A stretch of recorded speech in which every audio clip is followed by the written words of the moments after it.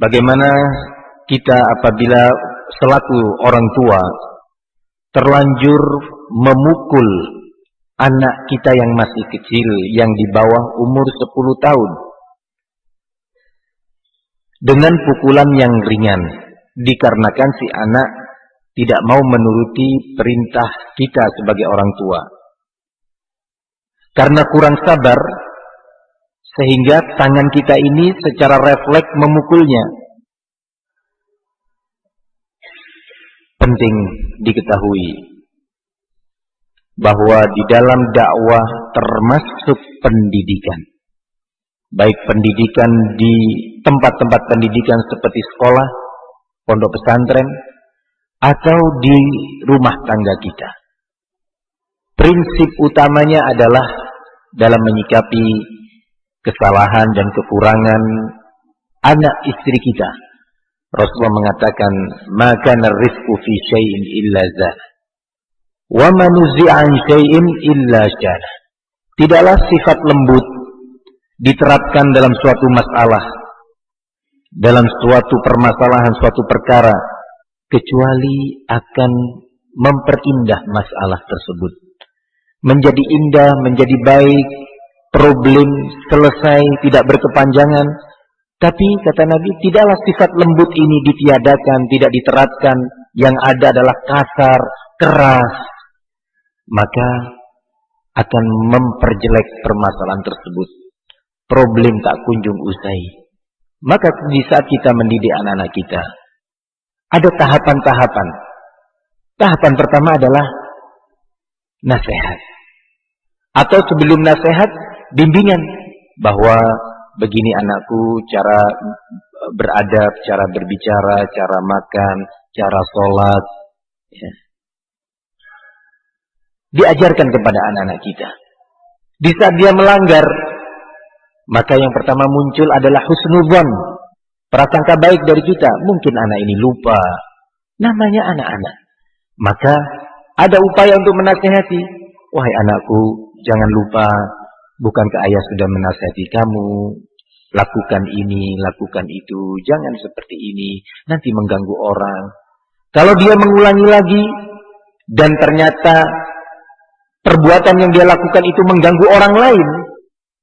Maka di saat itu boleh antum meninggikan suara.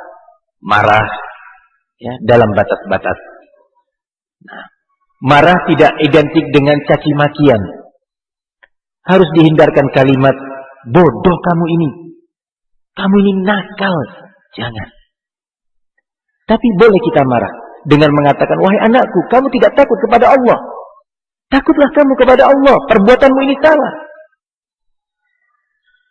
Kalau dia tetap, boleh suatu waktu kita memukulnya dengan beberapa syarat. Syarat yang pertama, saat kita memukul tidak disertai dengan caci makian. Kedua, tidak dirasa oleh anak bahwa ini pukulan sebagai bentuk kebencian sang ayah atau ibu kepada dia. Tapi dirasa oleh anak bahwa ini adalah kasih sayang. Rambu kedua adalah bukan pukulan itu pukulan yang melukai. Bukan pukulan yang melukai sampai memar, sampai berdarah. Tidak demikian. Kemudian yang ketiga, hindarkan pukulan tersebut pada tempat-tempat yang dilarang oleh syariat. Seperti menampar wajah atau memukulnya, baik dengan tangan atau dengan alat. Dilarang oleh Nabi SAW dan sudah dijelaskan dalam kajian kemarin. Kemudian yang ketiga, hindarkan tempat-tempat yang dilarang secara medis, yang membahayakan secara medis. Kasihan nanti dia jadi korban kesalahan kita. Bisa cacat seumur hidup. Karena tempat-tempat yang dipukulnya adalah tempat-tempat yang sensitif. Jadi, kedepankan sikap lembut. Upayakan dengan cara-cara lain. Bisa dengan cara memberi hadiah kepada anak kita. Ketika Nabi melihat Umar bin Abi Salamah makan pada saat itu tanpa memperhatikan adab-adab makan. Tidak kemudian Nabi langsung memukul tangannya atau badannya, tapi Nabi memberi peringatan, "Ya ghulam, Samillah wa kul biyaminik wa kul mimma yalik. Wahai anak kecil, ucapkan bismillah ketika engkau hendak makan. Dan makanlah dengan tangan kananmu. Kemudian kalau kamu makan, ambil dari makanan yang terdekat jika itu dalam satu nampan.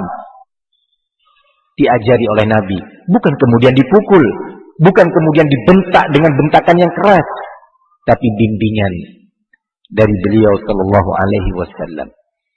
Begitu juga kemarin kita juga melalui peristiwa Al-Hasan bin Ali bin Abi Thalib. Ketika anak ini yang masih kecil, akhadha tamratan min as-sadaqah. Dia memakan satu buah kurma yang terkumpulkan dari sedekah. Keluarga Nabi tidak boleh makan sedekah, tidak boleh makan zakat. Apa yang dilakukan oleh Nabi? Apakah Nabi langsung memukulnya? Tidak. Tapi Nabi mengatakan, "Kakhin, irmi biha." Keluarkan ini. Keluarkan sebuah kurma tadi. Innaha minas sadaqah, sesungguhnya itu adalah kurma dari hasil sedekah. Ama alimta anna la na'kulu sadaqah. Tidakkah kau tahu, wahai cucuku, bahwa kita keluarga Nabi tidak boleh dalam syariat ini memakan dari hasil sedekah? Tetap ada amar ma'ruf, nahi mungkar dilakukan oleh sang ayah atau kakeknya, tetapi dengan cara yang baik. Jangan kemudian setiap kesalahan diiringi dengan pukulan. Wallahu ta'ala a'lam.